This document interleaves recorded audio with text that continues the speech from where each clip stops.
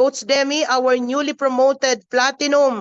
Grabe, bigyan po natin siya ng diamond, clap emoji, heart emoji in the chat box.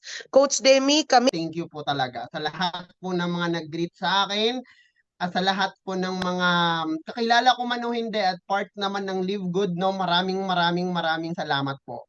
Alam nyo po, kahit hindi tayo mga mag-downlines, hindi tayo uplines, crosslines man tayo, pero alam nyo kung bakit tumatagal ang tao sa Live Good. It's just because of the community na nabibuild natin. Yung love, yung passion natin sa Live Good, guys. Kahit hindi tayo magkakakilala personally, pero feel na feel po natin ang love ng bawat isa. Ganun po ang isa sa mga dahilan kung bakit nagtatagal po ang isang community. And Soaring Eagles International is the best community na meron ngayon sa Live Good. Kaya kung part ka ng Soaring Eagles Alliance, guys, yung compassionate mula sa founder natin, syempre, Mentor Vilma Sabulao, mararamdaman mo eh. Okay? Na itong negosyo, hindi niya lang inaangkin. Itong negosyo po is our business. Team business. In the word itself, guys, yung tinatawag nating teamwork. Yes. Solusyon po ang teamwork sa isang hindi lang mayaman na community or isang mayaman na grupo, kundi yung community na masaya. Isa po yan sa pinaka-importante. Na habang ginagawa niyo po yung negosyo, yung masaya ka. Yung araw-araw kang bumabangon kasi nga na-excite ka. Yung araw-araw kang nai-inspired na gawin si Live Good kasi mahal mo yung mga ka-business partner mo. Yun po ang isa sa mga sekreto. Kaya guys, kung may mga negativity tayo, may mga nakikita tayo may nag-a-achieve, may nag-rank up, guys, be thankful. I-greet natin sila kasi alam nyo, magiging ganun din kayo eh. Yes. Magra-rank up at magra-rank up po kayo at kapag kayo naman ang nag-rank up, ibabalik sa iyo lahat ng mga greetings na ibinigay mo sa kanila. Ganun po ang community. Alam nyo kung bakit? Alam nyo po, marami pong nag-add sa akin na hindi ko naman po mga downlines, hindi ko mga leaders. And part po sila ng Soaring Eagles Alliance. International, sorry. No? Doon ko naramdaman na, hala, sino ba ako? Na maraming nagko-comment. Alam nyo po ba, kung hindi pa ako nag-Live Good, pag nagpo-post ako sa Facebook, ang nagko-comment lang doon, ako lang din. Yung tipong pag nagpo-post ka, ako lang din magko-comment. O kaya yung mama ko lang din magko-comment at magla-like, pero simula nag-Live Good po ako, dito ko naramdaman yung pagmamahal. Siyempre, iba naman yung pagmamahal ng magulang, no? Pero yung pagmamahal sa isang community na merong ganito. Kasi kung hindi nyo po natatanong, hindi naman po ako yung palalabas, palakwento, in short, introvert po ako. Takot po ako sa tao. Alam nyo kuya ba yun? Alam nyo ba dati pag bumibili ako ng mantika, ng toyo, nagja-jacket pa ako kasi ayoko pong makita ng ibang tao. Ayoko pong nahihiya po kung mapag-usapan nila ako at kung anong sabihin nila sa postura, sa itsura, at kung ano pa. Sobrang mahiyain ko. Pero dito ko po sa Live Good, dito po sa sa business na ito na network marketing, dito ko po nahubog yung sarili ko na never ko po na-imagine na magiging ganito ako. Na never in my entire life na ako magiging speaker, ako magsasalita sa harap ng camera. Isa lang po ang ibig sabihin niyan. Kung ano ka man ngayon, hindi yan ikaw habang buhay.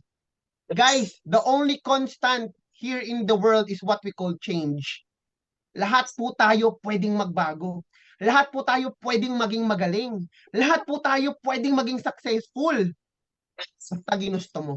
Basta ginawan mo ng paraan. Basta 100% naniniwala ka sa sarili mo na kaya mo. Doon yun nagsisimula sa tiwala mo sa sarili mo. Kaya kung ikaw hanggang ngayon, hindi mo pa nailalabas yung 100 potential mo. Kasi ako naniniwala, ikaw may potential ka eh. Kung bakit nandito ko ngayon sa training, kasi ka naniniwala ka na magiging mayaman ka at magiging successful ka eh. Kaya naniniwala ko na ikaw, potential ka. All you have to do is to spend time, no? Mahalin mo po yung bawat segundo na nararanasan mong rejection, discouragement, at kung ano pa. Guys, mahalin nyo yun. Be adventurous. Maging matapang po tayo na harapin yung mga adventure na dumadating sa buhay natin. Kasi guys, mas maganda kung yung mga adventure na yan, nagiging masaya tayo habang tinatahak natin yan. Kasi yan po yung magsuserve na magiging hagdanan po natin papunta sa success. Yes. Wala pong shortcut sa success. Walang yung mayaman dahil lang sa umaasa ka lang at nag-aantay ka, tandaan niyo ho yan. Ikaw po ang magpapayaman sa sarili niyo, hindi ibang tao. Hindi ang uplines mo, hindi yung mga mentors mo. Oo, nandun kami, nandun sila para mag-guide, pero nasa sayo pa rin po yung action. Sabi nga nila, di ba, na kay Lord ang awa, pero nasa tao pa rin po ang gawa. Sabi nga lagi ni Coach Vilma sa kanila, sa training ho niya, binigyan po tayo ng isang gift. Yung gift po yung choice. Ano po yung choice nyo? Yung habang buhay na maging mahirap at magtitiis na lang sa ganito, o yung choice mo na labanan yung kahirapan at maging matagumpay someday. So in short, it's your choice. Okay? So ito, mabilis lang ha. Bago tayo matapos, sabi ni Coach Vilma, mabilis tayo, bilisan natin. Okay? Okay, alam niyo po ba na kapag ikaw na yung negosyo ng mangga, you need ang isang hektarya po, 5 years po bago yun lumaki ang mangga at pwede kang makaani. At sa isang hectare po, kumikita ang isang nagtatanim ng mangga ng 100,000 to 500,000 every year. Isang hektarya lang po yan ha. Eh kung may 2 hektarya, eh di 500,000, 500,000, 1 million, 2 hektarya, eh maraming hektarya. Guys, alam nyo ba in 5 years, wala pong kinikita yung may-ari ng hektarya na yon dahil nagtatanim po siya, nagbibigay ng abono, gumagastos sa mga taong nag-aalaga ng mangga. Ibig sabihin, hindi ho siya natatakot gumastos, mag-spend ng time and effort, kasi alam niya, after 5 years, aani at aani po siya. At walang tigil yan. Every year na po yan, mamumunga at mamumunga yung mangga. Every year po siyang kukubra. Ano po ang sinasabi ko? Sa Live Good, ganun din. Huwag kang matakot gumastos. Huwag kang matakot na mag-abono. Hindi yung abono na abono membership ha. Ang ibig ko sabihin, yung sa mangga. Huwag kang matakot mag-learn. Huwag kang matakot ma-discourage, ma-reject and everything. Guys, parte po yun ng pagpapatubo mo ng mangga. 4 to 5 years, sabi natin, 3 to 4 to 5 years from now, ikaw na po yung nilalapitan ng grasya at hindi ka na makakatanggi. Okay? So guys, be consistent. Siyempre, hindi naman pwedeng consistent ka lang. Dapat persistent ka din. Kasama po yan. And in order for you to have a bigger goal po sa Live Good at maging leader ka talaga, ngayon pa lang aralin mo na pong mag-handle ng grupo. Diyan po yung nagsisimula. Pag marunong ka na mag-handle ng grupo mo, sabihin natin, 2 lang ang downlines mo, 3 lang, grupo pa rin po yan. Diyan ka natitrain. Kahit 2 lang yan, mag-focus ka sa 2. Maaring pag dumating ang time na lumapit na ang milyon sa'yo, dapat handa ka. Kaya ito po mga trainings natin na ganito, guys. Ito po yung maghahanda sa inyo. Ito po yung maghahanda sa inyo sa success. Okay, so I'm Coach Demi. Maraming salamat po, Coach D. And salamat po sa pagpapa-unlock, no? Shout out po sa aking Team Limitless na walang sawa pong pagsuporta sa aming grupo at maraming salamat po sa aking direct sponsor sa walang iba, no? Coach Jericho Irinco na walang sawang pagpa-follow up po sa akin sa mga subscription and everything. Mahal na mahal kita, Coach. Alam mo yan, dati pa yan, matagal na yan, no? Sa dati nating company. Okay? And syempre, Coach Mentor Vilma Sabulao, na kahit na diamond na yan, guys, talagang nakaapak pa rin yan sa lupa. Ramdam na ramdam mo po yung pagiging humble niya. At mahal na mahal ko po yan. Mahal na mahal kita, Coach B. Maraming salamat po sa effort. Ramdam na ramdam ko po yan, yung effort nyo na may kausap kayo ngayon. Tapos nagawa nyo ng paraan yung training. Di ba? Talagang, oy, si Coach B na nga, nagbibigay nga ng oras dito. Ikaw pa kaya na manonood at makikinig ka na lang. Di ba?